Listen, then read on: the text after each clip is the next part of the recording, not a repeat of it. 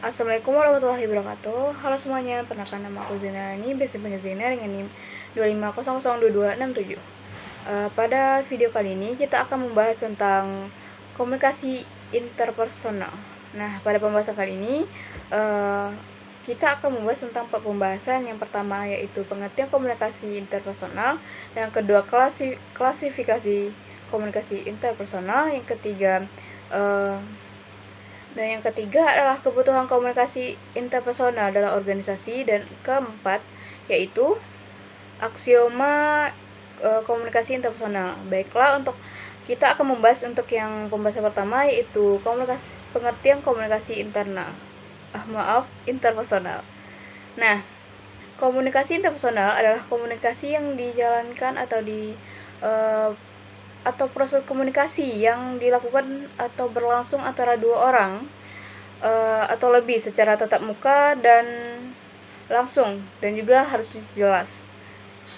Dan juga beberapa para ahli mengatakan bahwa komunikasi interpersonal menuntut seseorang berkomunikasi dengan orang lain, kita dengan pihak lain, artinya tetap ada dua orang minimal dalam komunikasi tersebut yang akan berkomunikasi. Dari pengertian atau kita ambil dari para ahli tadi, komunikasi interpersonal dibagi antara tiga, yaitu komunikasi diadik, yang kedua komunikasi publik, dan ketiga adalah komunikasi kelompok kecil.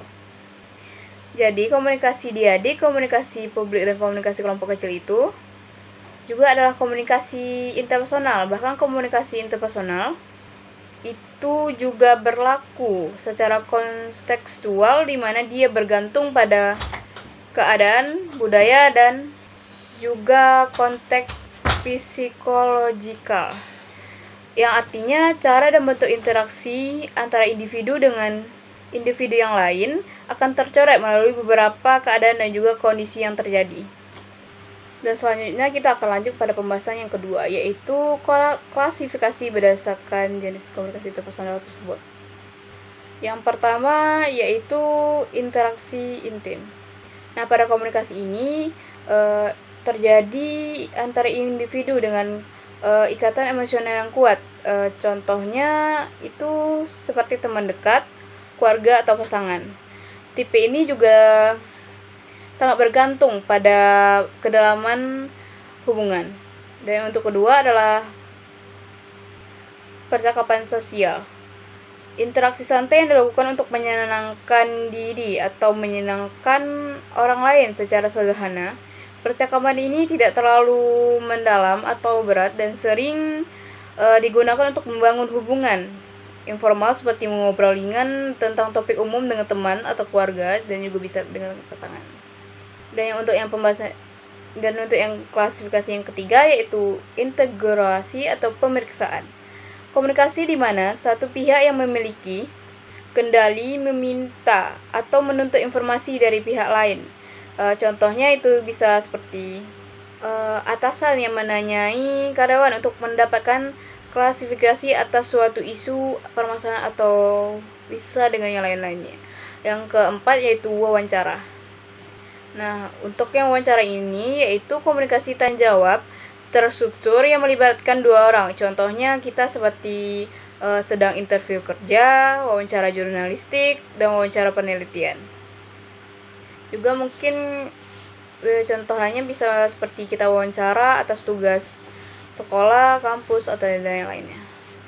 Dan untuk itu kita lanjut pada pembahasan yang ketiga, yaitu kebutuhan komunikasi dalam komunikasi interpersonal dalam organisasi.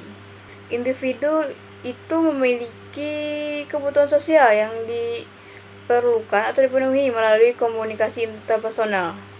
Nah, di sini saya mengambil 3 macam kebutuhan dasarnya, yaitu yang pertama adalah kasih sayang. Kebutuhan yang pertama ini, kebutuhan kasih sayang adalah kebutuhan untuk mempertimbangkan apakah diri kita disayangi atau disukai oleh orang lain. Orang yang telah memenuhi kepentingan atau kebutuhan ini dapat disebut dengan personal, sedangkan orang yang tidak dapat memenuhi kepentingan dan kebutuhan ini disebut sebagai kurang personal. Dan sejatinya orang yang menghindar dalam keterlibatan emosional ditetapkan atau dikatakan kurang personal. Mereka tidak membiarkan orang lain dekat dengan mereka. Mereka kadang dapat ramah kepada siapa saja, tapi kadang itu bisa disebut sebagai sifat yang disembunyikan.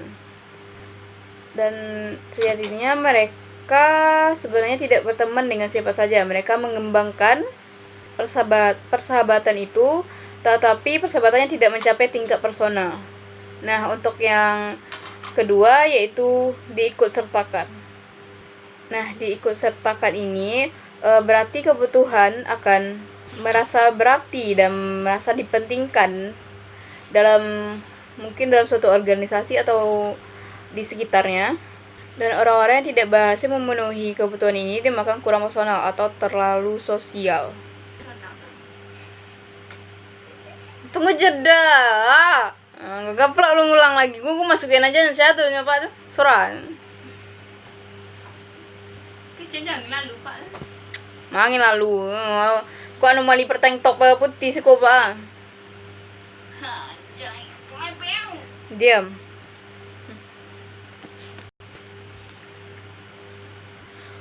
Seringkali orang yang kurang sosial adalah seseorang yang cerdas dan seringkali merasa kesepian.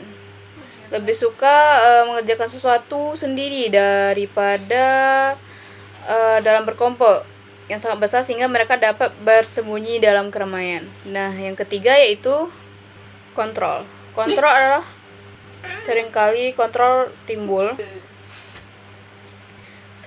timbul karena rasa tanggung jawab dan kepemimpinan. Hampir semua kita mungkin mempunyai beberapa kebutuhan mengontrol orang lain atau lingkungan di sekeliling kita.